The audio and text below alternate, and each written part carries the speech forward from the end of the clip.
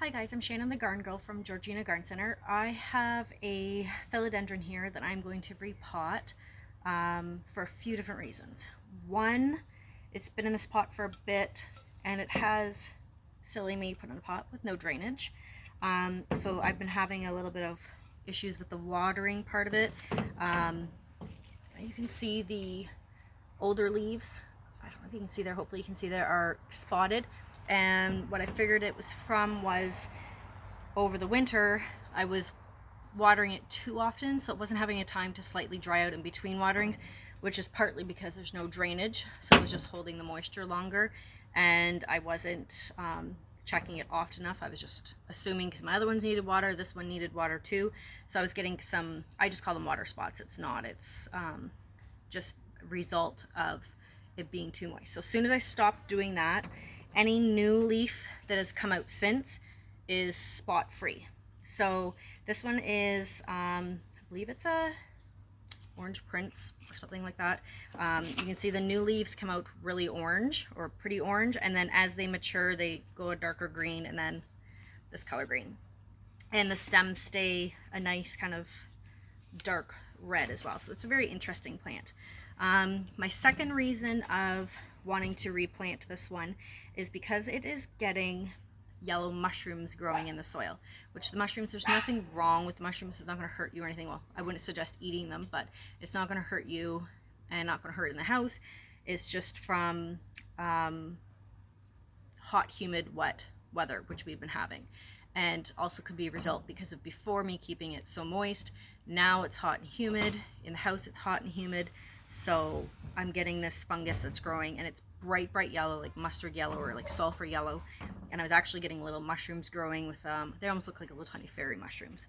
So again, I'm not concerned about that. It's just another reason why I'm going to repot it, try and get this guy a little healthier.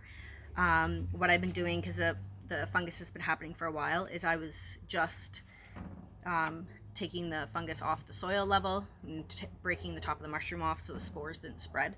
But and I didn't want it to spread to other plants as well. None of my other plants have had it, and I've never had a problem with this before, just this little guy here. So what I'm going to do is I'm going to take off all, or as much of the soil as possible, and put it all in fresh new soil in a slightly bigger pot here.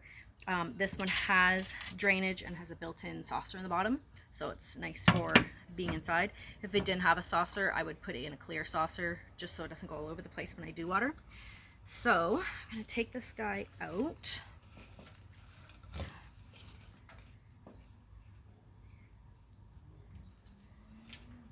And because it's kind of like a odd shaped pot, the bottom of the pot's fatter than the top of the pot, I'm just going to kind of dig out as much of the root as I can instead of tipping it over like you would with a new plant and pop it out. The wider bottom is not going to come out the smaller top. So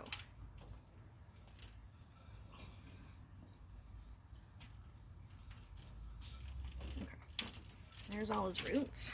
Letting all the soil fall off because I'm going to try and get rid of as much of the soil as possible.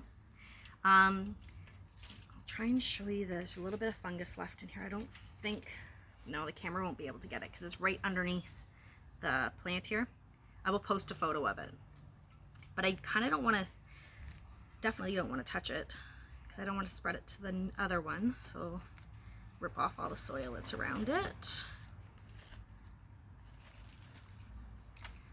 Maybe I'll use my pruners to poke it off. And then if I could touch it, I just didn't bring rubbing alcohol out here with me. So if you were to touch it and you're going to be putting in a new soil or anything like that, just use rubbing alcohol on your hands first before you touch something else. But I'm just going to use my pruners, and I'm just not going to use my pruners again until I clean them so I don't spread the spores.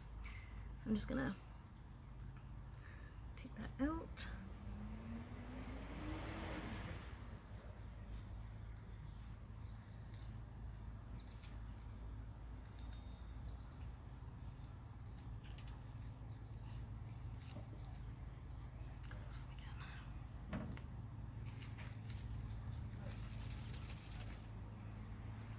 Probably going to cut this because it's kind of over this root.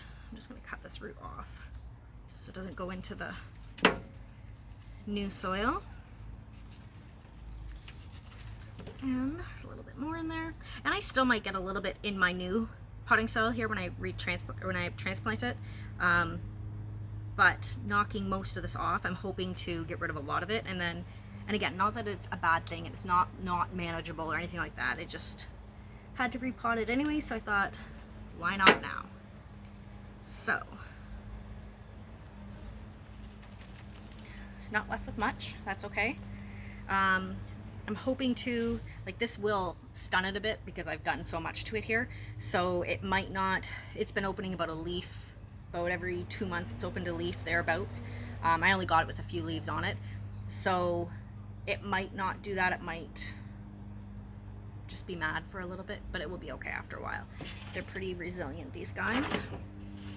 So now I'm just gonna put that down for a second. And I'm gonna fill it up with fresh potting soil.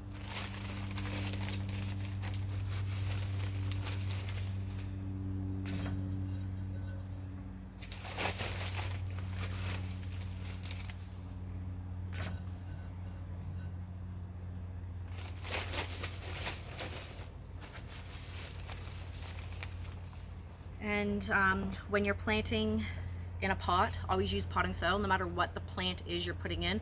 If you're putting an annual, shrub, perennial, anything, houseplant, if it's in a pot, it has to be potting soil. Okay, so never, some people think because they're putting a shrub in a pot, they're gonna use garden soil. Still, it's potting soil, pots, potting soil. Okay, and I'm also gonna leave this an inch down from the top. You always want to leave your, when you're planting, especially inside, but outside containers as well, leave an inch of space between the soil and the top of your pot. That way when you water, it doesn't rush out everywhere, and just looks a little bit neater when everything's a little bit lower. So I'm going to just set this guy, take some of this brown pieces off.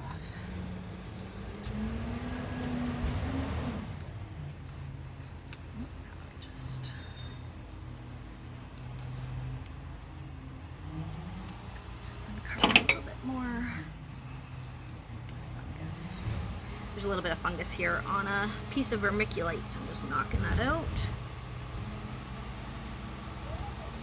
Okay, just gonna set him in here now, just to get the roots where I want them, kind of pushing them down lightly into the soil.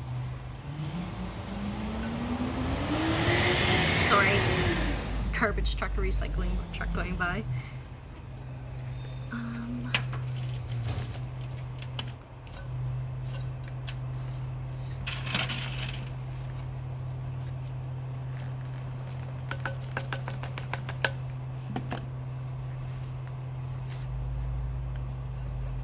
And you never pack potting soil. You can kind of push it down just with like open fingers, but never push down, never compact your potting soil. You want the soil to stay nice and light. You want a lot of air space in it, which is what the perlite and vermiculite help to add. They also help to hold moisture in there as well, but they add air space. Your plants need air space around the roots, so never pack it down. If you need to kind of shake it, I always just hit the sides of the pot and it will naturally compact, but not to the point that it's detrimental to the plant. And just a little bit more soil in here. And again, I'm gonna leave the soil level where it was originally. I'm not burying it any deeper. It's not gonna be any higher. The plant was used to that level. Sometimes after repotting as well, after you water it a couple times, you sometimes do get like a little divot in the soil, so you can just add a little bit more potting soil to those spots. It's just the soil has settled a little bit, naturally settled, because you're not going to pack it in. I'm just keeping, it's about an inch from the top now. Okay, and there it is. These guys are a little bit tippy anyway, so he's not going to stand up perfectly straight for me, but that's okay. So there he is. About an inch from the top, you can see through the leaves. Nice and even where he was, cleaned up, all new soil in there. I'll give him a nice little water. I forgot to bring my water jug out, so I'll give him a little bit of a water, and just kind of baby him for a little bit, just because now he's been through so much. I'm going to completely get rid of this other soil. I'm not going to reuse it, not going to compost it. It's going to go in the garbage just because of those spores. Again, the spores are not bad. They won't hurt anyone or anything. I wouldn't recommend eating them still, but if anyone's concerned when they do have them, you can get rid of them, especially if you have pets or kids that are a little, they like to explore.